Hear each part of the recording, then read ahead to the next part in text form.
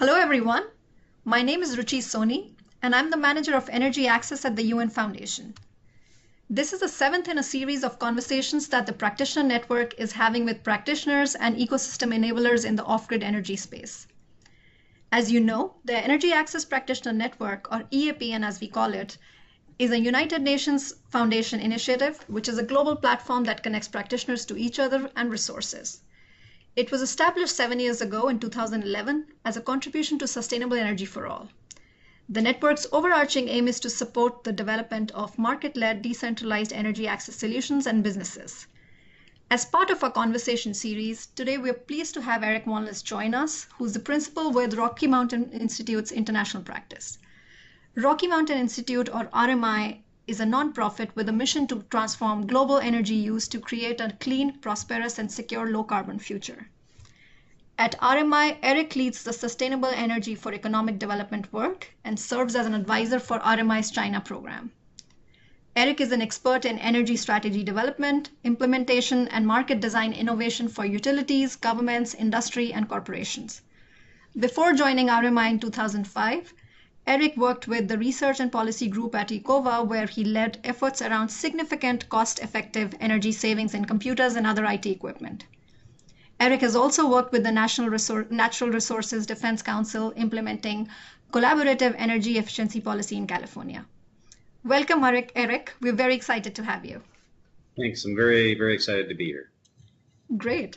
Today, we're going to talk about the work that RMI does in the energy access space. Eric, as we know, RMI has a long history in promoting sustainability. What led RMI to get involved in the energy access space? Yeah, I think really there's two reasons. And on the carbon and greenhouse gas emissions side of things, to us, it's really about addressing what's really a third carbon bubble. So RMI has done extensive work in the United States and Europe around reducing energy consumption and greenhouse gases. We have a pretty large presence both in China and India, really addressing some of the very large emitters right now from a climate perspective. But our work in Africa and also in the Caribbean and some of the other emerging economies that we work in is really focused on getting ahead of this third carbon bubble, the sort of sleeping giant, where if you look at electricity consumption in the world, all of the growth between now and 2050 is forecast to come from emerging economies. And so we're really trying to get ahead of that and put our work to good use there. So that's sort of on the climate side. On the content side, RMI really has a strong history of thinking about energy as a service and thinking about how you can use electricity and energy to provide service to people. And I think that's very core and related to the conversation and some of the challenges that are happening in the energy access world, where it's not sufficient to just provide access to people and businesses. You also have to think about how do you get them to actually benefit from that energy and view the services that energy can provide well. And I think really practically what we're doing is trying to apply some of our experience from transforming more entrenched systems to creating innovative new systems in the work that we do in Africa. Great. Thank you. Thank you, Eric. Something that you mentioned around energy as a service, as sort of provided as a service to people, I'll pick on that later and try to tease that out. But now I would love to dive into some of RMI's programs and talk more. So under your Sustainable Energy for Economic Development, or more commonly known as the SEED program, RMI aims to help increase electricity access in African countries with clean energy technologies by 2020. As I understand, the program is currently active in Nigeria, Ethiopia, Uganda, and Rwanda. Can you talk more about the program and its progress so far in these countries? Yeah, sure. So the program in general has really two goals on a top line. The first goal, as you said, is to increase access, and then the second goal that's related but not the same is to really ensure that provision of electricity is really driving productive use of electricity and the economic development that it affords. So that's the overarching program goal. There are really four parts of the program. The first part is focused on holistic energy planning. And so that typically involves working with governments and development partners to make sure that there's a real clear sense of the time and money of all the time and money that's coming into the sector, where should that be devoted to make sure that the goals of increasing access and economic development are actually being delivered on. So we do a lot of integrated planning work with countries and development partners, and that's the first pillar of the program. The second part of the program is really about translating some of the more compelling solutions that are identified in the integrated planning exercise into real projects and programs to de-risk them. And so that's particularly some of the work that we're doing in Nigeria around mini grids, but also energy efficiency in Ethiopia. It's really about taking some of these things that look good on paper and really proving them out with real projects and programs. The other two parts of the program are really focused around energy leadership development. And so we do a lot of capacity building and sort of really are dedicated to helping governments that we work with be successful in some of the programs that we develop with them.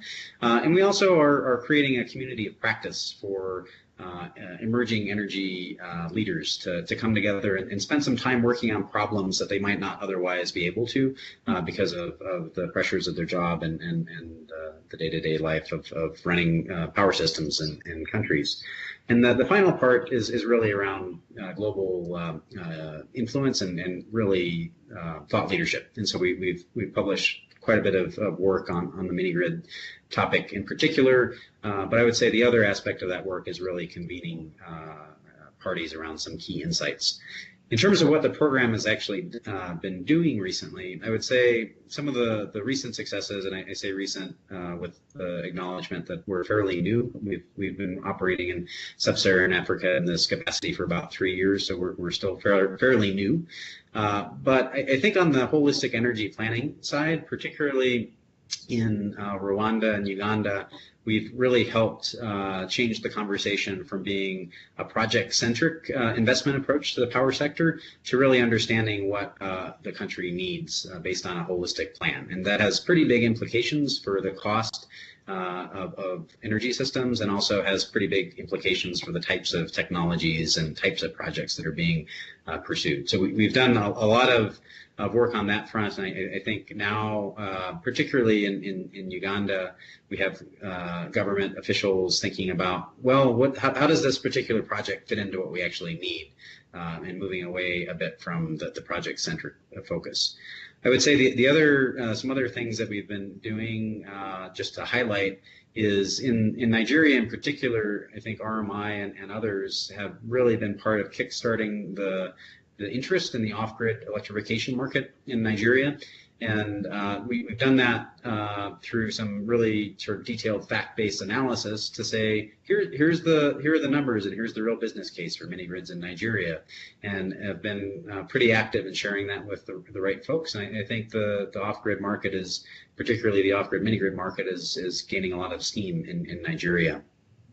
The third thing I'll just mention is that the team is really doing some amazing work with the the Ethiopian regulator and also the Ethiopian distribution utility, showing the value of energy efficiency as a tool for access. And so Ethiopia has a lot of supply capacity, but they still have significant challenges in delivering that to the downstream end of the system.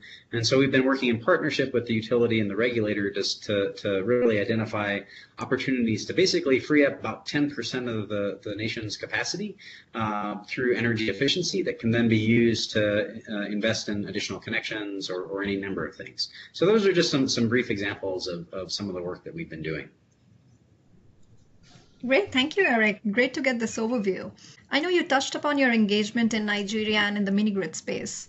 You recently launched a report titled Mini Grids Investment Report Scaling the Nigerian Market that talks about almost $20 billion investment opportunity for mini grids in Nigeria. I have two related questions. What led you to this work in Nigeria, first of all? And can you speak to the report's top line messages? Yeah. So I think the what led us to the work in Nigeria, I guess, started from this notion that there's a real opportunity to use mini grids to drive the productive use of electricity, to really complement technologies like solar home systems at a pace that's much, much quicker typically than traditional grid expansion. And I think in Nigeria in particular, because of the nature of the settlements and also just the amount of economic activity in rural areas in Nigeria, there's a real big opportunity that we saw there to really prove out some of the value of mini grids more quickly than some other places. Because the challenge with mini grids right now globally is to really transition from what's been really viewed as investments in connections and sort of funding, grants and concessional funding to drive connections, to a world that's more focused on the commercial viability of mini grids, because right now mini grids have a lot of challenges in terms of commercial viability.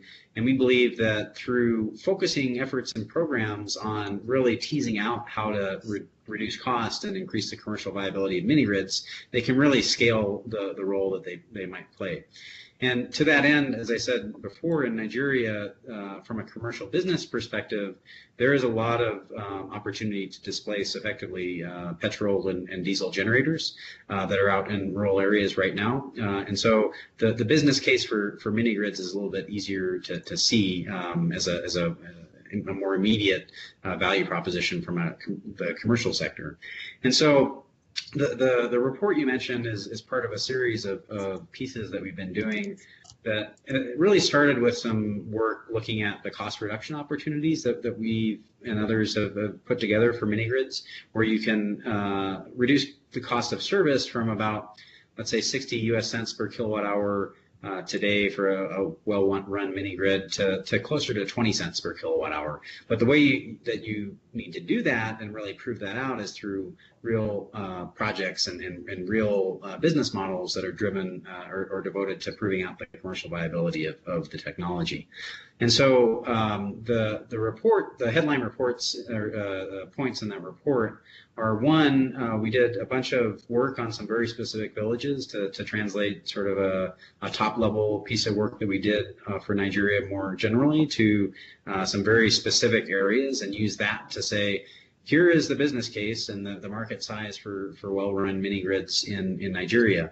And I think again, the key to unlocking that is the cost reduction that I was just speaking about.